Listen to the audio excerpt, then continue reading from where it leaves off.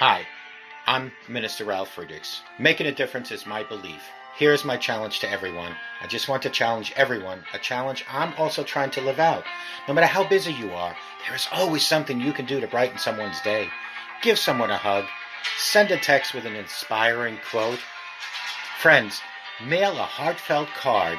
Tell someone how much you appreciate him or her. If we look, each day presents us with opportunities to share kindness throughout the world. My core belief that we are called to not only love God and love people, but to carry out the Great Commission and share the eternal message of Jesus Christ. My goal is to help you reimagine your life and let go of the thoughts and behaviors that undermine you so that a renewed and fulfilled you can emerge starting today.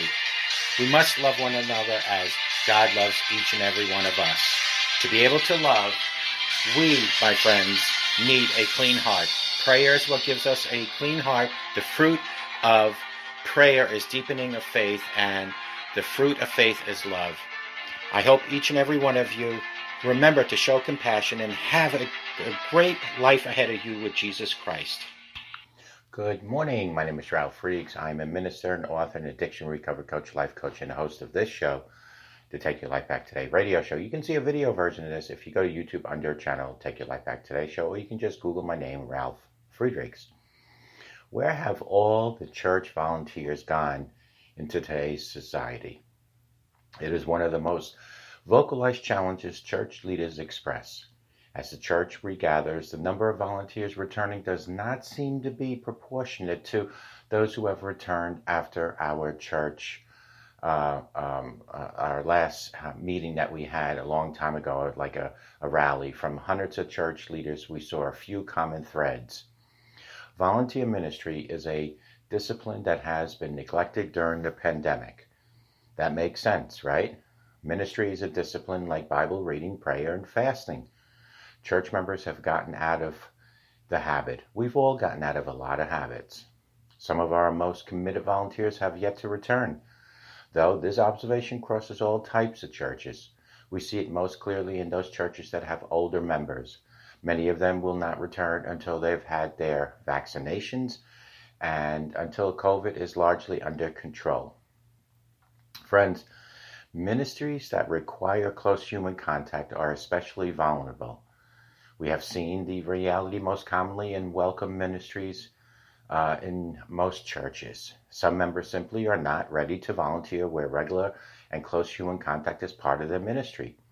We do anticipate these volunteers will return sometime in 2021. Church leaders are re-emphasizing the importance of all church members being involved in ministry. This emphasis has returned with urgency and clarity in new member classes. Many pastors are emphasizing the point more frequently in their sermons. One pastor told us he had become complacent about ministry volunteers because of the pandemic. He is recommitting himself towards emphasizing this ministry. Church members, like the most of the population, are weary from the pandemic. Some have been sick or had family members who have been sick or even passed on. The quarantine also took its toll on church members. They are easing back into roles they once had, and volunteer ministry is one of those roles many have not yet re-engaged. There seems to be a direct relationship between churches' recovery of their health and the level of ministry volunteerism. Of course, these relationships is likely a cause and effect. More volunteers help the church get healthier. A healthier church engenders an environment more conducive to ministry volunteerism. Now is the time to assess your church's ministry complexity. Are all of your ministries and programs really necessary?